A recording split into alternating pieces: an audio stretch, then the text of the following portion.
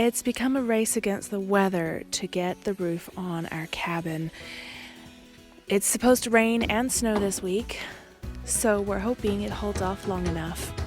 We've got our family here giving us a hand to help get the roof on as quickly as we can, and we're about halfway through getting our rafters on, so hopefully this week we'll be able to get the rest of them on and get our cabin dried in so it doesn't matter if it snows.